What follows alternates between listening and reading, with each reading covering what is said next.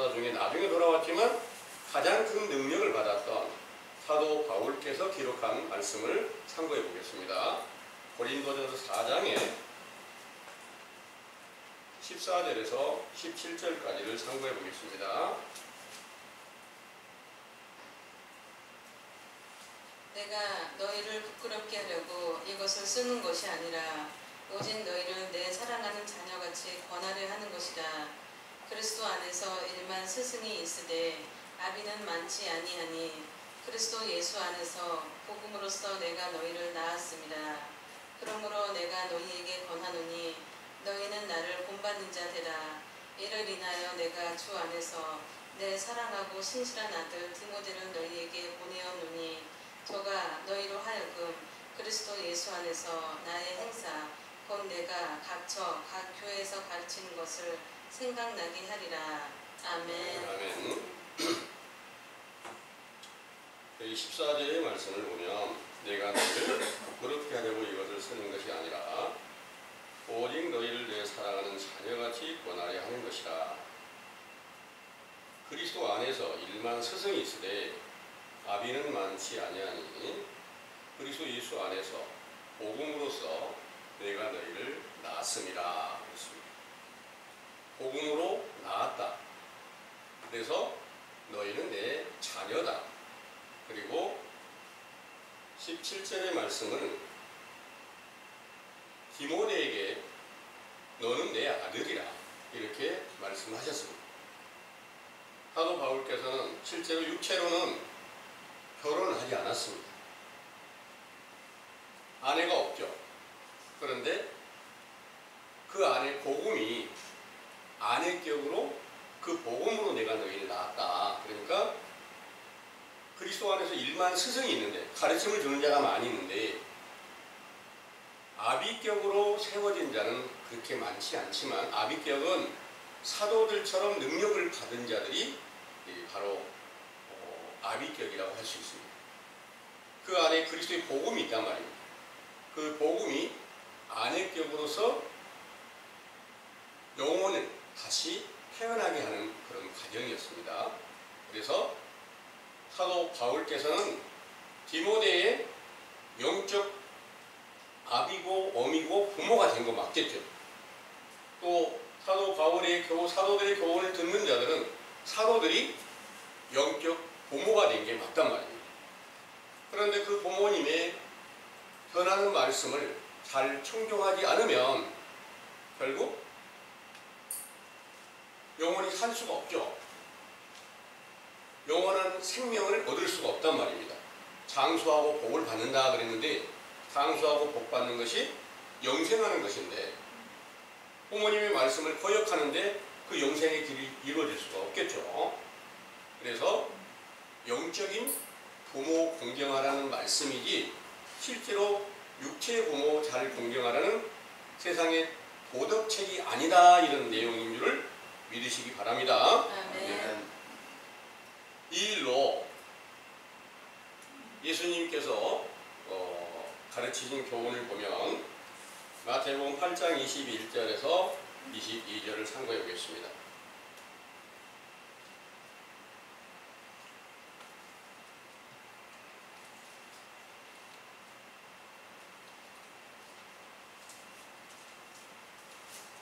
제자 중에 또 하나가 가로되 주여 나로 먼저 가서 내 부친을 장사하게 허락하옵소서. 예수께서 가라사대 죽은 자들로 저희 죽은 자를 장사하게 하고 너는 나를 쫓으라 하시니라. 아멘. 아멘. 여기에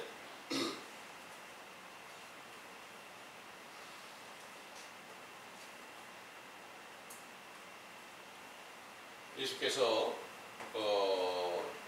20절부터 보면 예수께서 이르시되 여우도 굴이 있고 공중에 새도 거처가 있으되 오직 인자는 머리 둘 곳이 없도다 하시니라 하겠습니다.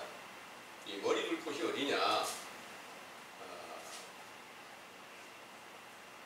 사람의 심령에 죄와 허물이 깨끗이 씻겨지고 오직 하나님께서 안식할 수 있는 초소가 예비된 사람을 바로 머리 둘 곳이다 이렇게 말씀하십니다.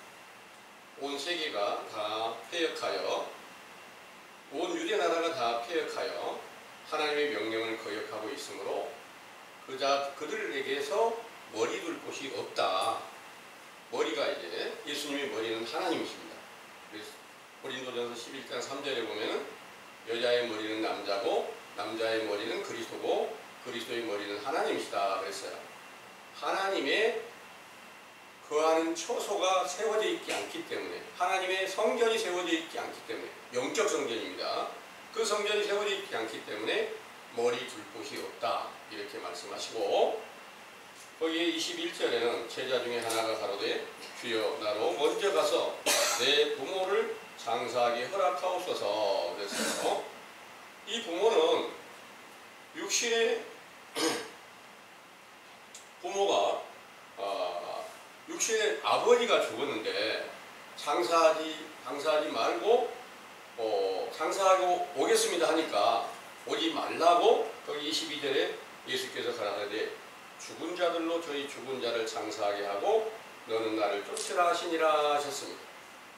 이들이 바로 여기에 말씀은 실제로 육체의 부모님이 돌아가셨는데 너는 장사도 치르지 말고 나를 따르라 이렇게 말씀하신 것처럼 보여지죠. 겉으로 보면 그렇게 보입니다.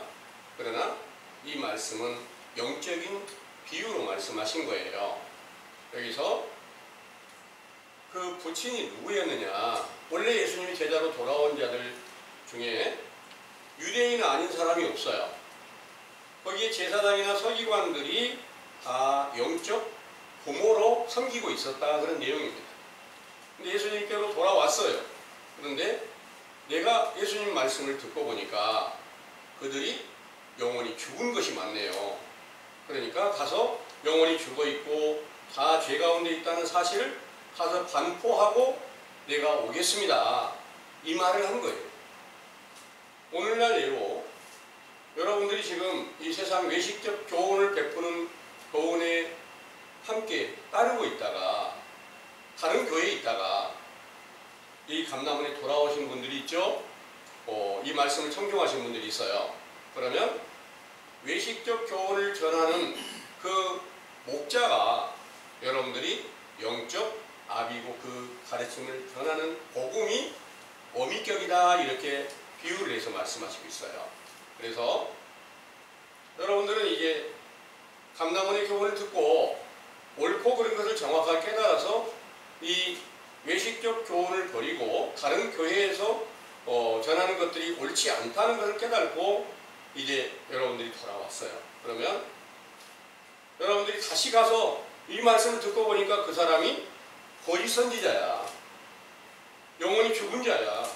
그러니까 교회 가서 당신이 영원히 죽어 있고 사망에 있고 거짓 선지자입니다 하고 반포하고 오겠습니다. 이렇게 말하면 가서 다 그 일을 하고 오세요. 이렇게 하면 어떤 결과가 나오냐면 가서 말하면 어떻게든지 그것이 잘못되어 있으니까 감람원이 다 이단에 속해 있으니까 절대 거기 가면 안 돼. 이렇게 말할 수 있죠. 예수님께 전할 때도 예수님께 전하는 말씀을 외식하는 유대인들은 전부 다 부인하고 그때 서기관이나 바리새인들은 절대로 예수님께 가서 말씀 듣는 것을 원치 않았다는 그런 내용입니다. 그러니까 다시 만약 가서 여러분들이 지금 옳지 않고 거짓에 미혹됐습니다 이렇게 말하게 되면 거기에 잡히게 되니까 가지 말라는 의미였었지 실제로 육체의 부모가 돌아가셨는데 당연히 예수님께서 제자로 삼았으면 함께 가서 장사도 치르고 조문도 하고 이렇게 하는 것이 당연하잖아요. 그런데 육신의 부모님을 장사하고 오겠다는데 가지 말라고 했다. 그러니까 절대로 육신의 부모님과 가까이 하면 여러분들은 하나님의 명령을 따를 수 없어. 이렇게 가르치는 교훈을 오늘날 이 세상에서 베풀고 있는 그런 교회들도 많이 있습니다. 그래서 그들은 왜 그렇게 할까요? 영적인 일을 깨닫지 못하다 보니까 그렇습니다. 그때 당시에 온 유대가 바로 어떤 죄악을 범하고 있었는가를 극단적으로 말씀하신 내용을 한번 찾아볼게요. 에스겔서 5장 10절을 한번 보겠습니다.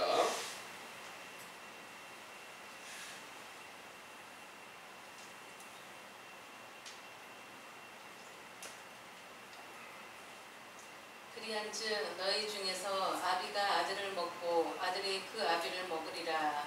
내가 벌을 너에게 내리고 너희 중에 남은 자를 다 사방에 흩으리라. 아멘. 아멘. 자, 이 내용이 10절의 말씀을 다시 한번 읽어보면 너희 중에서 아비가 아들을 먹고 아들이 그 아비를 먹으리라.